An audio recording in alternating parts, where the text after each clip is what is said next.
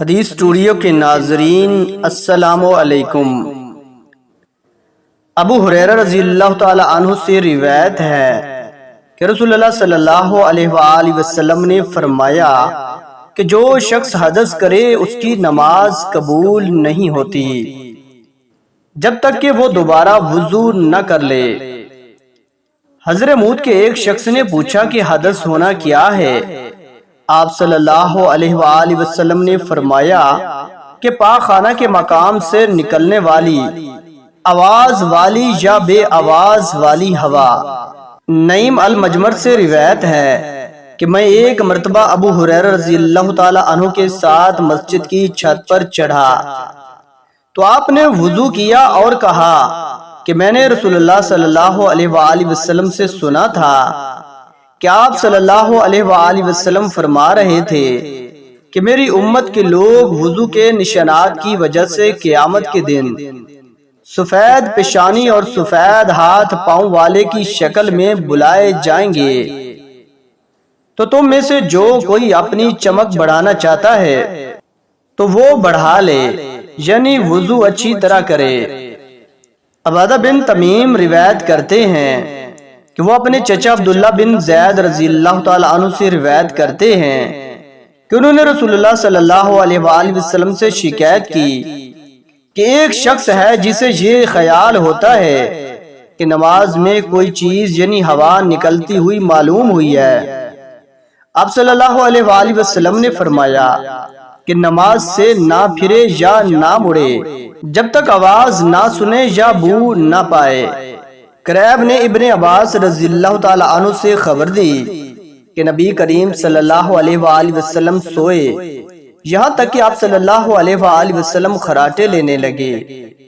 پھر آپ صلی اللہ علیہ وآلہ وسلم نے نماز پڑھی اور کبھی راوی نے یوں کہا کہ آپ صلی اللہ علیہ وآلہ وسلم لیٹ گئے پھر خراٹے لینے لگے۔ پھر آپ صلی اللہ علیہ وآلہ وسلم کھڑے ہوئے، اس کے بعد نماز پڑھی۔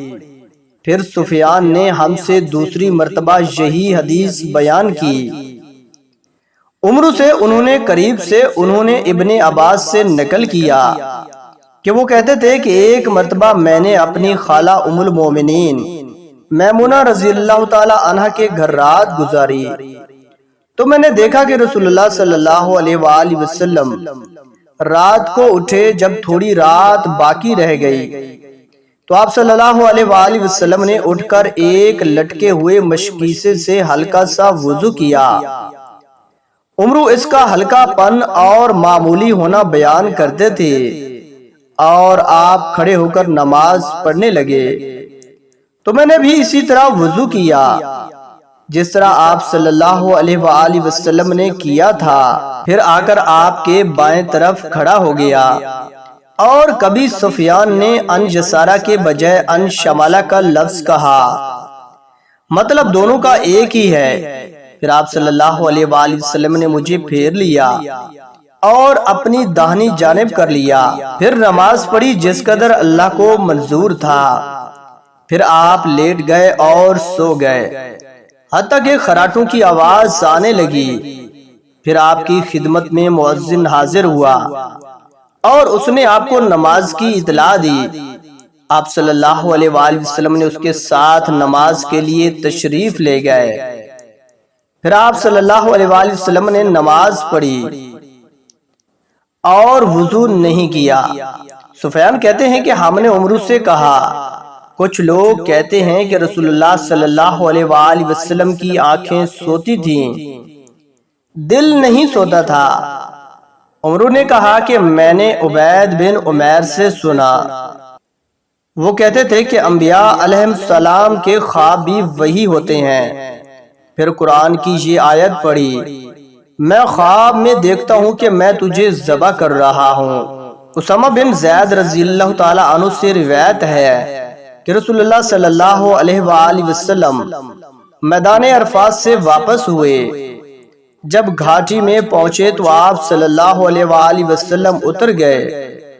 آپ صلی اللہ علیہ وآلہ وسلم نے پہلے پیشاب کیا، پھر وضو کیا اور خوب اچھی طرح نہیں کیا۔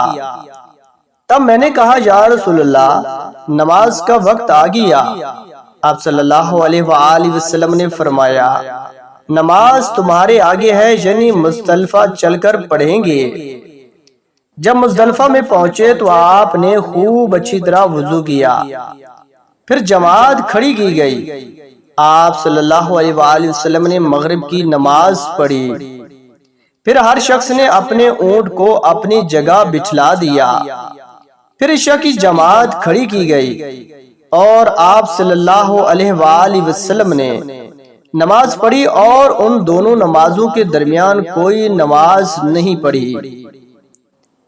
عطا بن یسار سے روایت ہے، انہوں نے عبداللہ بن عباس رضی اللہ تعالی عنہ سے نقل کیا کہ ایک مرتبہ انہوں نے یعنی ابن عباس رضی اللہ تعالی عنہ نے وضو کیا تو اپنا چہرہ دھویا، اس طرح کہ پہلے پانی کی ایک چلو سے کلی کی اور ناک میں پانی دیا، پھر پانی کا ایک اور چلو لیا، پھر اس کو اسی طرح کیا یعنی دوسرے ہاتھ کو ملایا، پھر اس سے اپنا چہرہ دھویا، پھر پانی کا دوسرا چلو لیا اور اس سے اپنا دانا ہاتھ دھویا، پھر پانی کا ایک اور چلو لے کر اس سے اپنا بایاں ہاتھ دھویا، اس کے بعد اپنے سر کا مسح کیا، پھر پانی کا چلو لے کر دانے پاؤں پر ڈالا اور اسے دھویا، پھر دوسرے چلو سے اپنا پاؤں دھویا یعنی بایاں پاؤں۔ اس کے بعد کہا کہ میں نے رسول اللہ صلی اللہ علیہ وآلہ وسلم کو